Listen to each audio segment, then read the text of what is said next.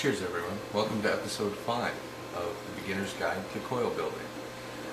Today what we're going to be doing is, I've got my black tank on here now. We're actually not going to be using that. Today we're going to be building on this sub-tank mini. This just happens to be what's in my device right now, on my device, and I'm vaping as I'm talking to you. Anyway, we're going to be building on this, and today what we're going to be doing is your first Clapton coil. What the fuck, Noob? Are you nuts? Clapton coil? Are you crazy, buddy? No, I'm not crazy, but here's what I am going to tell you. If you own a drill, a couple of spools of wire, and a cheap pen, you can make Clapton coils yourself. It's not that hard. In fact, for the first couple of months when I did Clapton coils, I did them right here. Like you see this in the video, I did them right here, sitting on my lap in my, in my living room, the Vapor Noob Lounge. So, it's not hard to do. You don't need a big jig, where you're with spinners and everything else. That's for more complicated builds. This is just going to be a simple, easy build. We're going to put a 28 gauge piece of Kanthal in the drill. We're going to straighten that piece of Kanthal.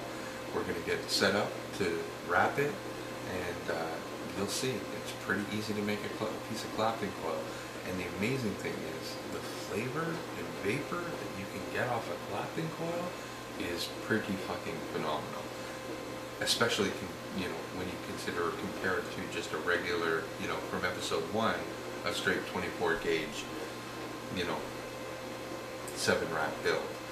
This is pretty flavorful stuff. What we're going to do is we're going to put the 28 gauge as the core. We're going to wrap it with 32 gauge Kanthal, and then we're going to put it around a 2.5mm jig. We're going to hand roll it, like hand wrap it, and we're going to do 5 wraps, and 5 wraps should get us about 1 ohm. Again, it's not sub-ohm. I may even call it sub-ohm when I'm at the table, but really anywhere between 0.8 to 1.2. In that range, right around 1 ohm. That's what we want. Now, I could put 4 wraps on and make sure that I'm under 1 ohm, but you know what? I want that extra surface area, because again, as you learn through the progress of this series, the more surface area you have for the juice to be vaporized, the more vapor you're going to produce and the more flavor you're going to produce. So, let's stop talking about it. Let's get over to the workbench and let's fucking twist this bitch out. Cheers.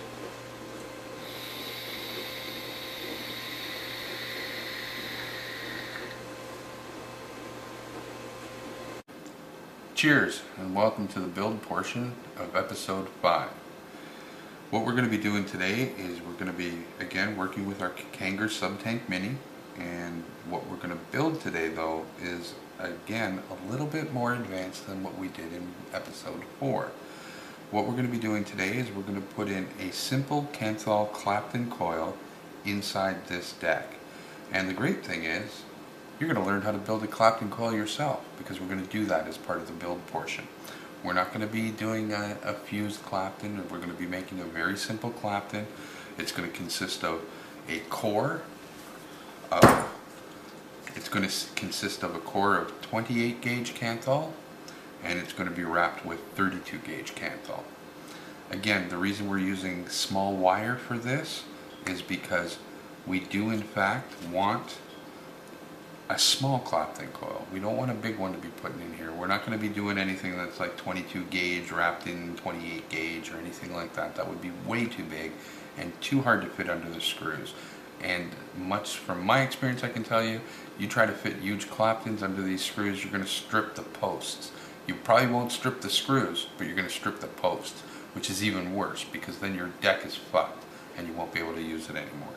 So, this is what we're going to do, and this is how we're going to do it. We're going to use a drill. We're going to put on a piece of 28 gauge Kanthal. I'm going to take this spool. I'm actually going to put a screwdriver through the spool, and so that it has some tension on it. And then what I'm going to do, this is just me, there's a million ways on the internet that'll teach you how to do this. This is just what I found, it's pretty easy with stuff that I have at home. So I have some tension on this, there's some tension here, and I'm essentially going to put this over to the side. This is what I've done. I put a screwdriver through the spool and I put a clamp on the other side so that the spool can't go anywhere. And it does have some tension on it. I mean, it's not free rolling, but the other thing is it's not tight. It's not super tight on here. We don't want it too tight. And the other weird thing that you're going to see that I do, and now this you won't see this once we start. This will be off camera, but we'll have the wire coming in. And when that wire comes in, what it's going to do is I'm going to put it through this pen tube. I'm going to feed it through the ass end of this pen tube. I'm going to feed it up and through, and as I wrap my Clapton coil, the wire is going to come out the tip, and I'm going to use this to just follow along my core wire, and that's what's going to produce my Clapton. Like I say, I'm not going to make a very big one. It's not going to be huge. We're going for small. Okay, there's a lot of different ways to do this. This is just particularly how I do it. I have the end of the pen in there, providing some tension. I know this may be hard to see, but I've got a little, the part of the pen that was in there. I have my wire going through the center, it's coming out the tip, and that's going to be my guide that runs along the core wire. Now, the first thing that you're going to want to do with your core wire is take off a piece that's 2 revolutions of your spool. About, I guess, 12 inches or so. Yeah, about 12 inches, maybe 14. And we're going to cut that. And what we're going to do is we're going to twist the end in half, just the tip at the end. And the reason we're doing that is so that when we put it in the chuck, it has a little bit more grab to it. In fact, what you can do if you'd like is you can twist it a little bit on the end. That will help. Because essentially we need to straighten this wire because it is going to be our core wire. So what I do at the end of it is this. Let's see if you can see that. I just put a twist in it, a little loop. And essentially I'm going to put that into the center of my chuck, and I do want this to be centered as possibly, as much in the center as I possibly can get it. And I'm going to tighten it.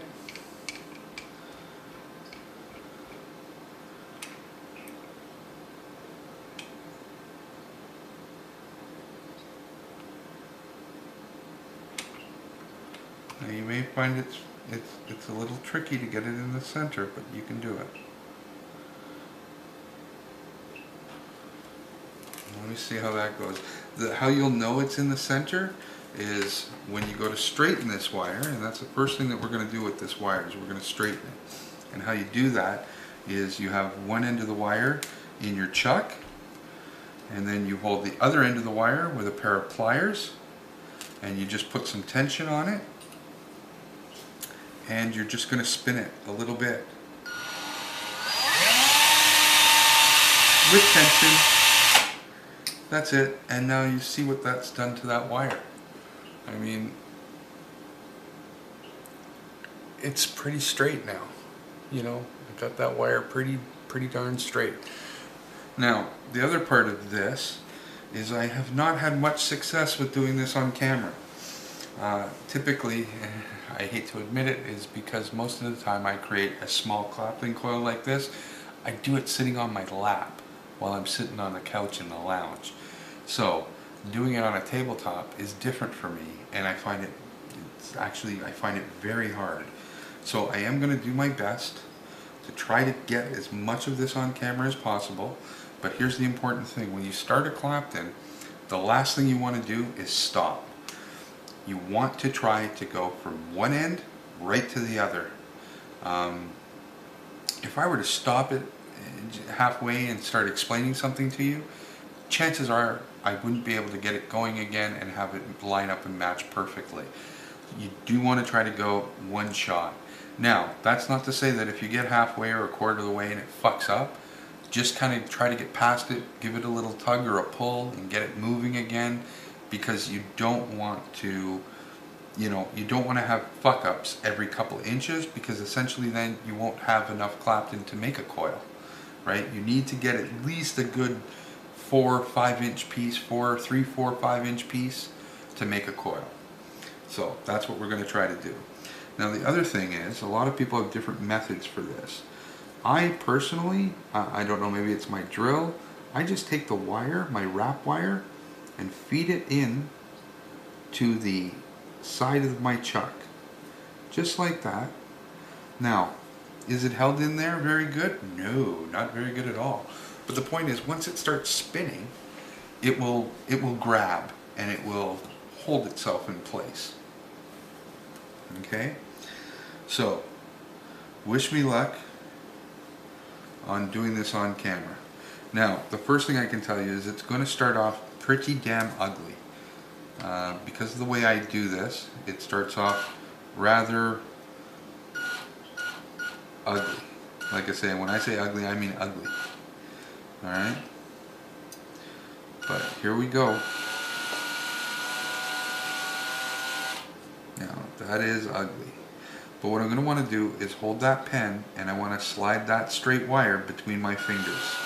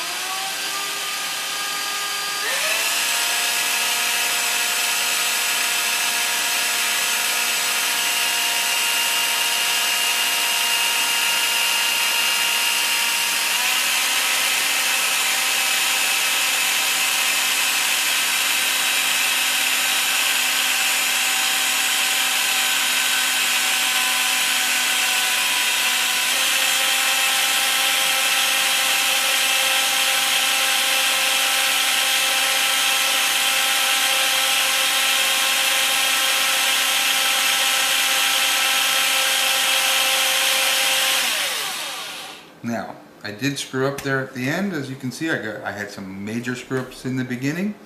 I had another major screw up at the end. But here's the good news. I'm done. I got enough Clapton on here right now that, shit, there's enough there that I can probably make 2 coils. That's if I like it the way it is. What I may end up doing is pulling the core and pushing the outside and making it an even tighter Clapton. It's that's just preference on how you prefer it.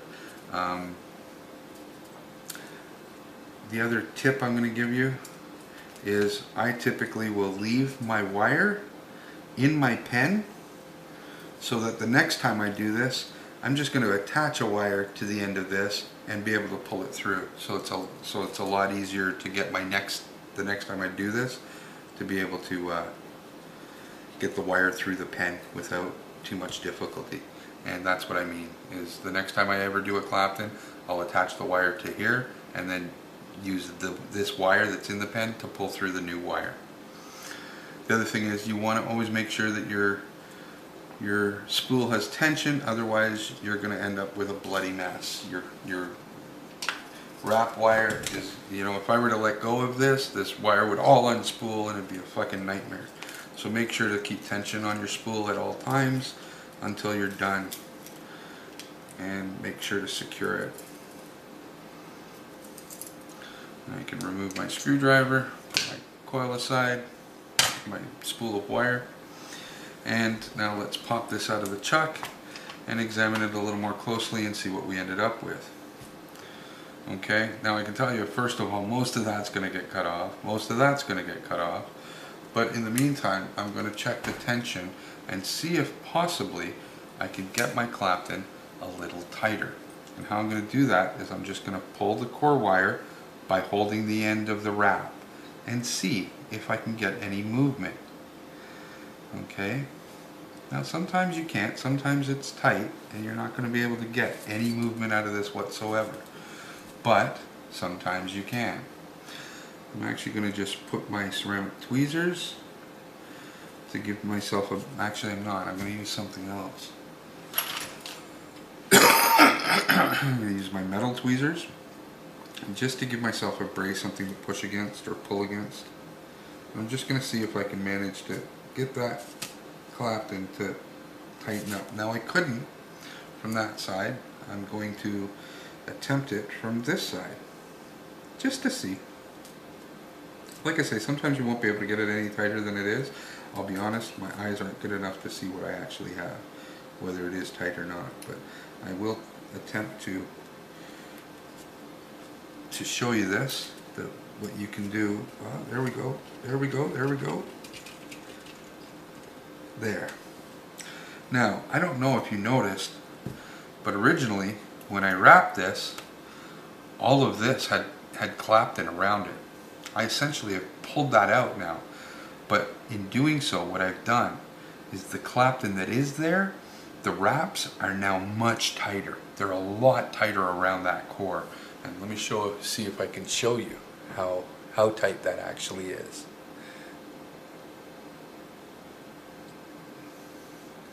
That's pretty damn tight right there. And that's going to produce an awesome coil. Now the other thing you have to remember is you have to be a little bit careful with this, because if I were to just cut this end now, it would start off, kind of pushing, it would suck the core back in, and the wrap wire would want to spring back out to where it originally was before I pulled it. So you do want to be a little bit careful. In fact, when I wrap this, I'm not going to use my Coil Master cap. I may use the rod still, but I'm not going to use the cap. I'm going to actually hand wrap this Clapton coil. And what we're going to want to do with this Clapton wire is we're going to want to put it on our jig. Like I say, I'm not going to use the holes in the cap. I'm just going to put it here. The reason I'm using this is because I already know it's 2.5 millimeters, and I'm going to put 5 wraps on this. And what I'm hoping the resistance comes out to is we're shooting for anywhere from about 0.8 to 1 ohm. So we're looking for a sub-ohm Clapton coil, but we're not going to be doing like super sub-ohm, and we're going to try to stay under the 1 ohm mark. So that's what we're going to do. So again, I'm going to hand wrap this. There's 1 wrap,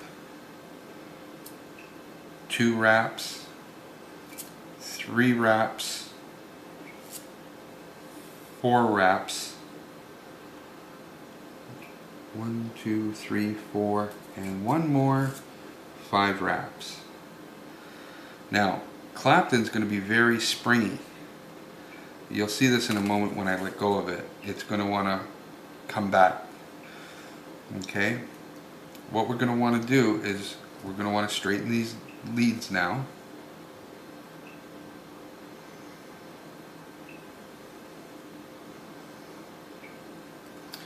We're going to push it together with our fingernails, because ultimately when it's in the deck, that's what we're going to want. We're going to want it touching. Now I know it's not right now, but that's the whole point of dry firing your coil and making it all sexy.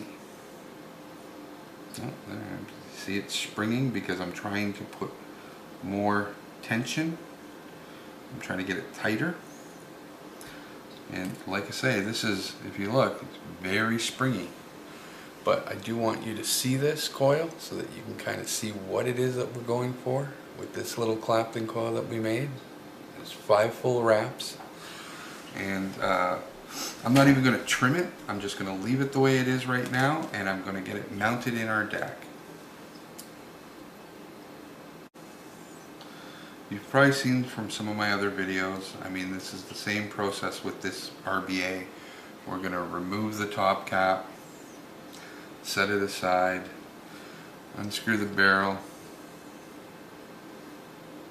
Do not remove the screw, just loosen it by about maybe a half turn to a full turn. Slide your barrel off. Undo your whatever build you had in there.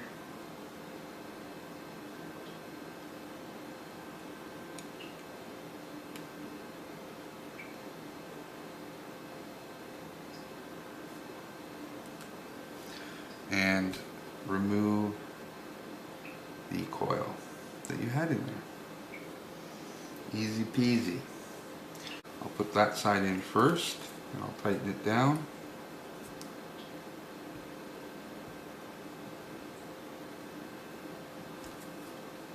and then I'll put in the other side.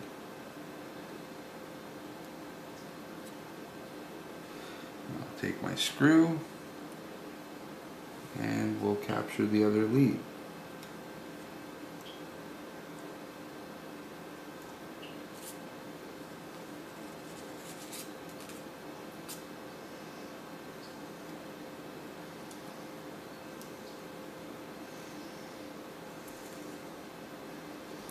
Now, when you first look at this, you're going to go, Vapor Noob, that looks like a piece of shit. Yeah, no fucking kidding. Look at that.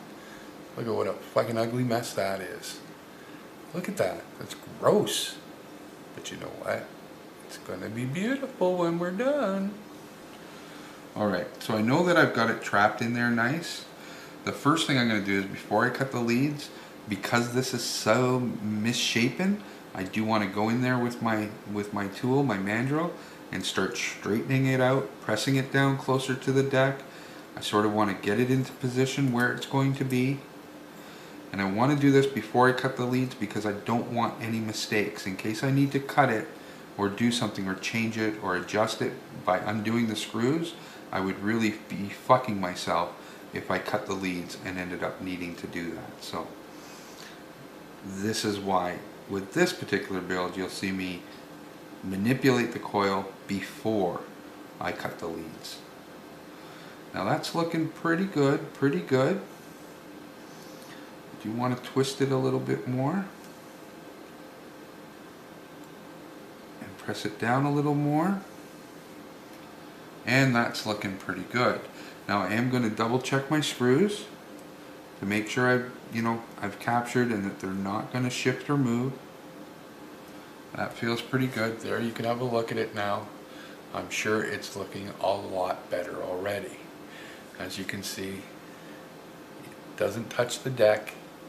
There you go. You got some nice space, nice spot to put your wick through, and that's the Clapton coil. A simple, basic, single-core Clapton coil. Now I'm going to trim it.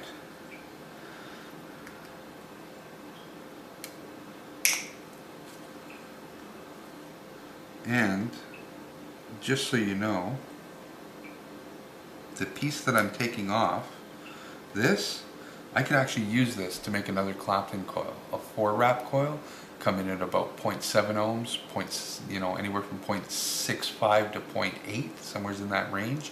So I will actually get another coil out of this piece of Clapton. So nothing's wasted, or not very much is wasted anyway. So there we are, there's our Clapton. We're going to now put it on a mod, and we're going to remove the hot spots and try to get those Clapton coils touching.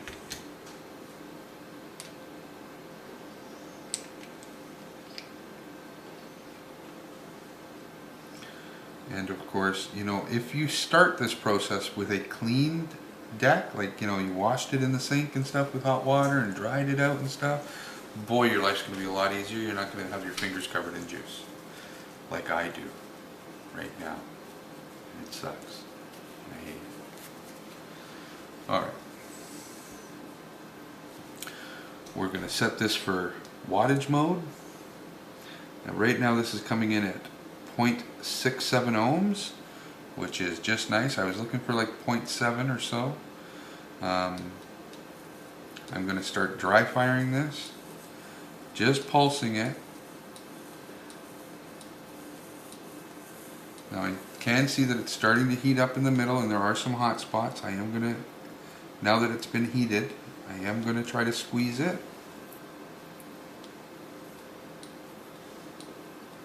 And technically what I'm doing is I'm actually creating hot spots. By having this coil pinched while I fire it, I'm actually creating a hot spot. But that's why I'm just pulsing it, just ever so lightly. And what I'm doing in doing that is I'm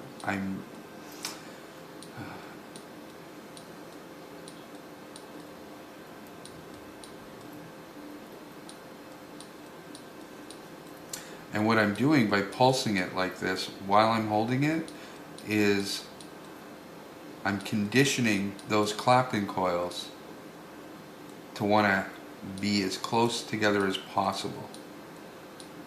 Okay.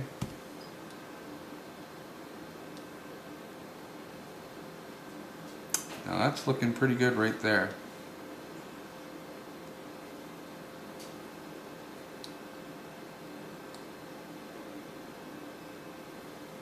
Let me see if I can show you that.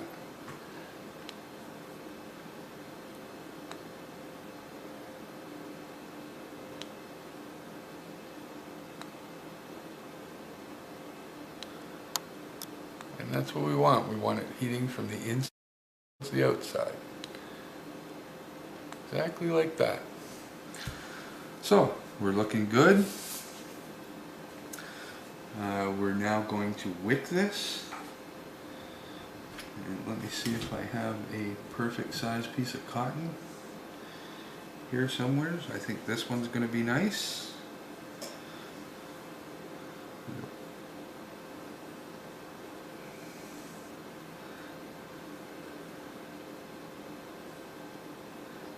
Twist as I pull it through so that I don't pull the coils apart.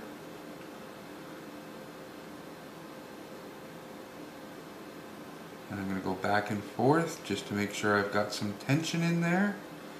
And I'm going to unroll it a bit, fluff it a bit, and now I'm going to trim it. Again, RBA deck, I'm just going to trim it just a little bit past where the barrel was going to go.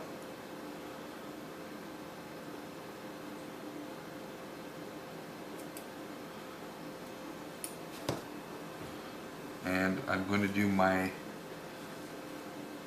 hourglass wick, where I will fluff it up.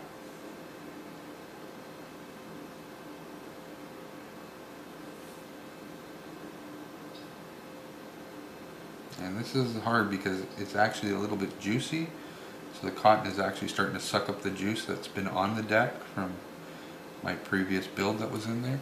But there you go again, the wonderful hourglass wick.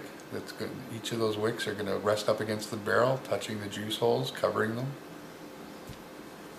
And that's where we're at right now. We're going to put our barrel back on, have our notch lined up to go over the set screw. We're going to put one side of the wick in, and then we're going to use our thumb to push the other side of the wick up into the underneath the barrel. And we're going to seat the barrel all the way down, put my thumb on it to keep it tight to the deck, and I'm going to tighten my set screw. Boy, have you seen this before? Yeah, episode 1, episode 2, episode 3, and episode 5. This episode. Yeah, it was only episode 4 we worked with the velocity clone, so that didn't involve the barrel. Or this deck for that matter, or tank. Alright. Now I'm going to take my screwdriver, and again, much like other episodes, I'm not going to pack it, I'm just going to lightly push it down and push it into place. Being extra careful not to pack it down. I still want it light and fluffy inside of here. Light and fluffy is what sucks up juice. And wet cotton provides juice to the coil, and the coil vaporizes your juice and provides you with that sexy vape you're looking for.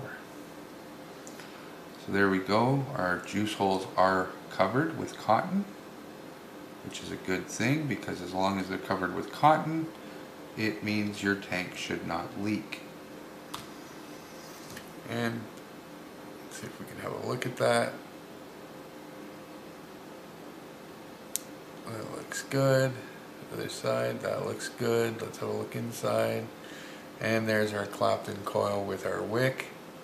And now we're going to prime it, much like we do, with any coil in the Subtank Mini. We do want to prime it first. Usually I start with a drop on the outside where the juice hole is. I do that for both sides. And then from inside I'll put a few drops, or a couple of drops on each side of the coil, on the top of the cotton. and then I'll paint a little bit of juice right on the coil. And that's the great thing about a Clapton. Clapton itself, the wire, can hold quite a bit of juice inside of it. Now, unlike some of the more simple builds that you've seen in previous episodes, this one, if I hit this, it should produce quite a little bit of vapor, because it's a Clapton. You know, like I said, the coil itself holds juice. It's not just the wick.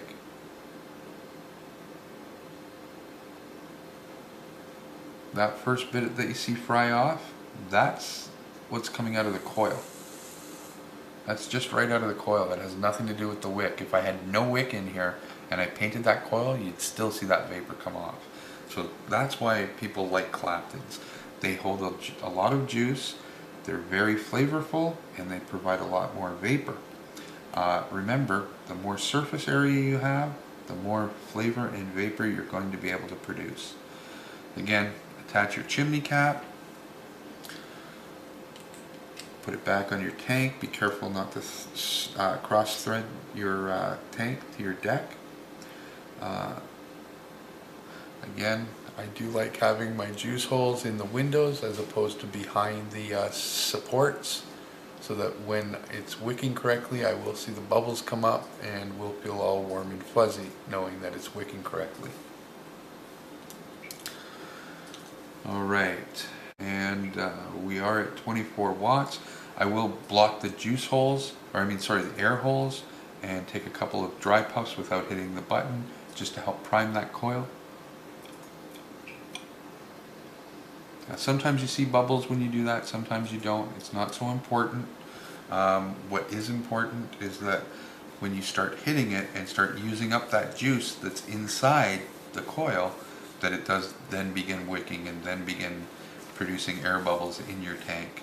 And that's what you want to see. So let me dry this up a bit, Mr. Juicy Slippy Fingers, and let's see how this hits. I do have it at 24 watts right now.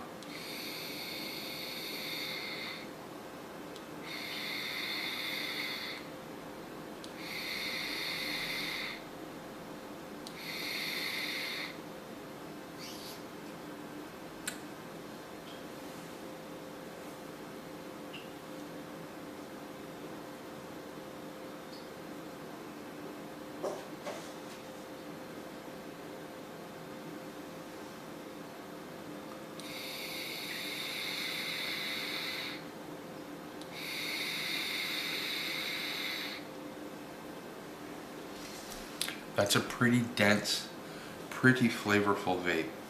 Like I said, every time you press the button with this build, with a Clapton build in, even a simple single core Clapton build, you're vaporizing so much more juice at one time that even this little sub-tank mini, and set to, virtually, no wattage. Here, I'll even bump this down to like 20 watts, and you'll see what kind of vape you can get out of this.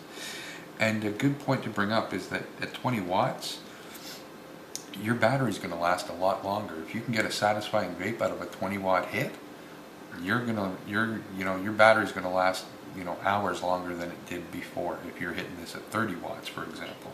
So I tend to build things that I don't have to have high in wattage because I enjoy battery life. That's me. That's my personal preference. That's what I like. Let's hit this shit.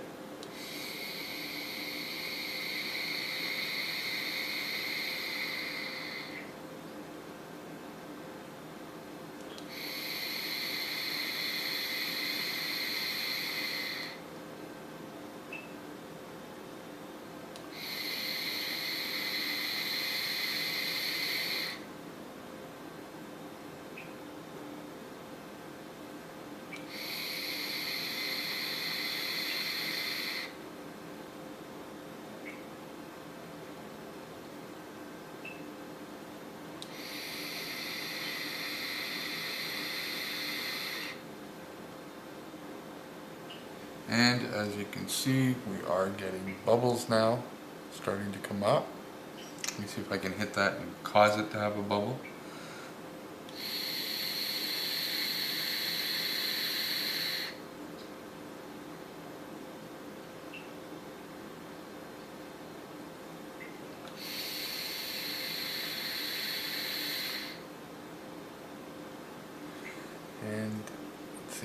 show you that there are actually bubbles in there. That the wicking is doing its job, and that we're getting bubbles. There they are. There's the bubbles. Awesomeness. All right.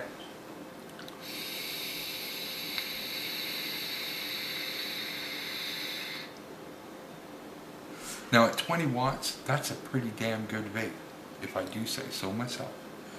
Now, again, if you do want to put it up, I'm going to put this to, say, 25 watts. And let's just see how it hits, what the density and the flavor is like at 25 watts.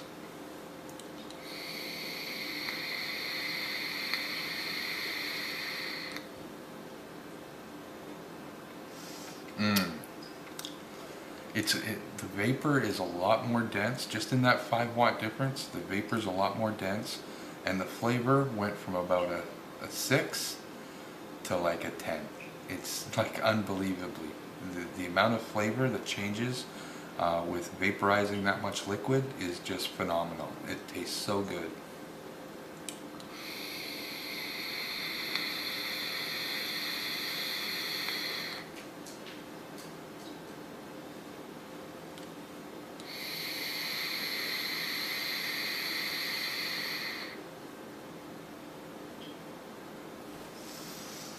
All right, that concludes the build portion of episode 5, Clapton coil, simple Clapton coil. We taught you how to build the Clapton, how to mount it, how to wick it, and for that matter, how to vape it. That was easy. And that's what this show's all about. Cheers, guys. Let's move back over to the lounge. We'll vape on it, we can talk about it, and we'll wrap it up.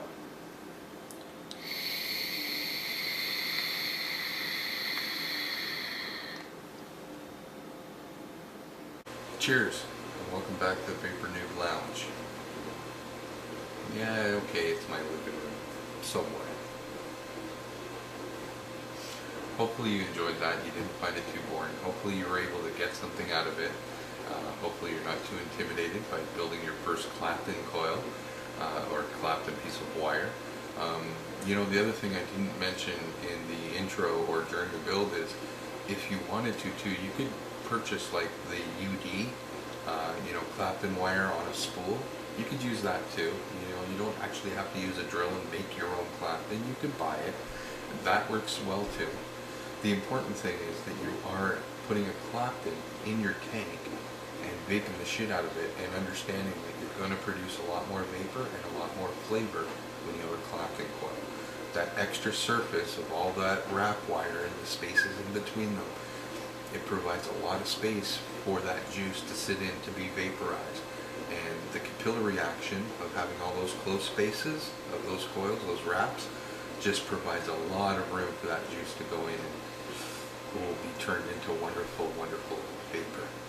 So, hopefully you followed the video, you produced your first Clapton, you mounted it, wicked it, again using the hourglass wick there, and you know, you've tanked it up, and hopefully you're now sitting here watching the end of the video and you're enjoying a great vape on what you just built yourself. There's a certain amount of self-satisfaction from knowing that you did it yourself. Anyway, let's take a few hits on this, let's talk about it. I am coming in at 1.1 ohms, so I was 0.1 over what I originally thought it would be. That's okay though. You know, you can't be perfect. Even if you go to Steam Engine, and that would be steam-engine.org, and you put in all your numbers, you can see that you can follow that exactly, and you'll still be out by, you know, fractions of an ohm. That's okay. As long as you get it close, you'll get an idea for the build. It's also more about the experience of learning how to do the Clapton coil, how to wrap one, how to make one. Some of the tips and tricks to do with, like, you know, getting it under the screws and stuff, because it tends to be a little bit bigger. But you know, if you do it and you do it right, you can get a really nice vape. Let's try this one. Right now I only have it set for 25 watts. Like I say, it's 1.1 ohms, and let's hit that shit.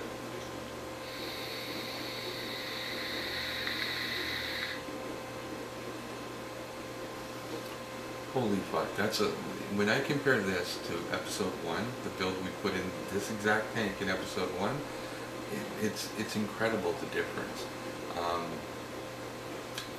You know, just the amount of vapor that you produce and the flavor of this is just phenomenal. It's head and shoulders above, you know, the basic simple build that we did in episode 1.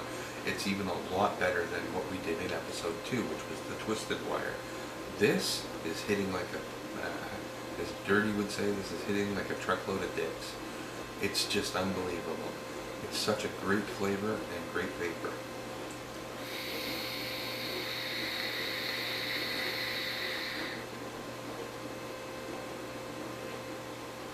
It's really dense. It's very flavorful. I'm not running it at a very high wattage right now. The trick when you're building a Clapton coil for a tank is you don't want to follow what all these people do when they're talking about building Claptons for drippers. Guys are building stuff with a 22 core, with a 28 gauge wrap. That's just way too big. You build that, you're not going to be able to put it in this tank. Physically you will, but the screws, you're not going to be able to fit the leads under the screws. You're going to have to pull wrap wire off and just trap the core. It's just a nightmare. And we don't want nightmares. We want... That was easy. That's what we want, and that's what we've done. So, let's hit this shit. I'm going to pump this up a bit. Let's see, let's go to 30 watts and see what that's like.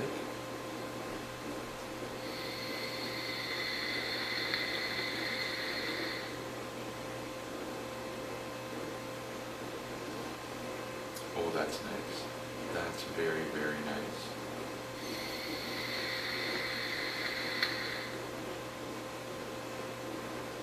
In fact, what I can tell you is and I'm even going to bump this up a little bit more just to see what it's like. I can tell you if in episode 2 we rated the flavor at about an 8 for the twisted wire, the flavor on this Clapton, I gotta hit it again.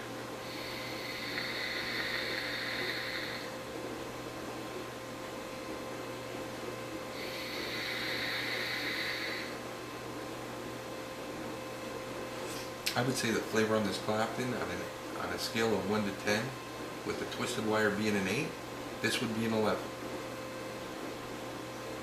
That's right. On a scale of 1 to 10, this would be an 11. I've never had so much flavor out of my sub-tank mini, and they say it's one of the best flavorful, you know, tanks out there. I know it's a little bit older. There's some newer ones coming out, the Crown tank and stuff people swear by. But you know what? A lot of people don't have that, but I know a lot of people have this. And the Clapton in here, I'm telling you, it's just awesome. The amount of flavor I'm getting out of this is just incredible. I'm in love with it. In fact, when I get off camera, I'm probably going to make love to this for a little while longer.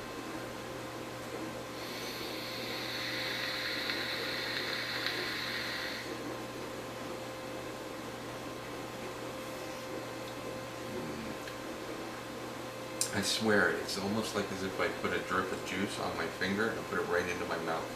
That's how flavorful this is, without actually having the juice in my mouth. It's just awesome. I didn't even know vapor could be as flavorful as this until I started using this.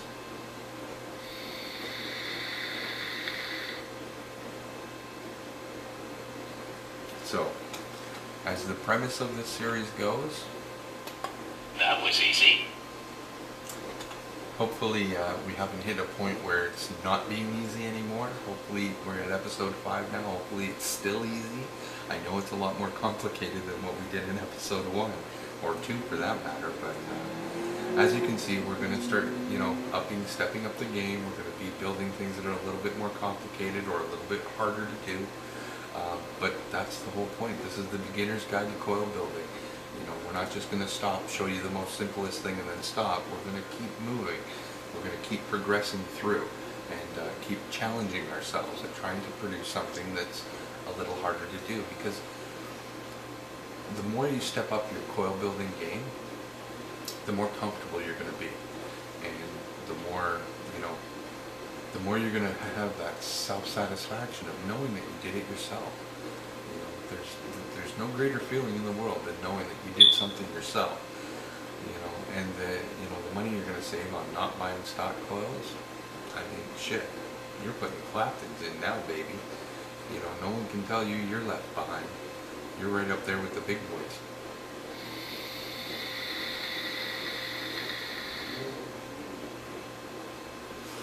Like I say, this build, technically it's not sub-ohm. I'm vaping this at 35 watts, and I can tell you, vapor's about a 8 out of 10, and flavor's about an 11 out of 10. That's right, he used a spinal tap. It's one better, right? It goes up to 11. And this Clapton coil delivers. That's for sure. Oh, it's just such a great vape. Anyway, that's it for episode 5. Hopefully you found some of this interesting. Hopefully you learned something. If you have any questions, leave them in the comments. Don't forget, like and subscribe, and keep watching. There'll be more episodes of the Beginner's Guide to Coil Building coming out. I don't know if maybe I should change the name to now, as we start moving forward, to Advanced Coil Building. And nah, shit, it's a series. We started at, you know, the most basic. We're working our way up. Look forward to the next one. The next one, episode 6, is going to be putting dual coils in a Zephyrus. If you've never seen a Zephyrus, this is a Zephyrus tank, and one of the hardest things about it is putting a dual coil in it and having it wick correctly. As for now, I'm going to get off camera and vape on this Clapton for a while and you know, enjoy myself. And like I said, hopefully That was easy. hopefully that was the case today. So I hope you enjoyed it. Cheers, and thanks for watching.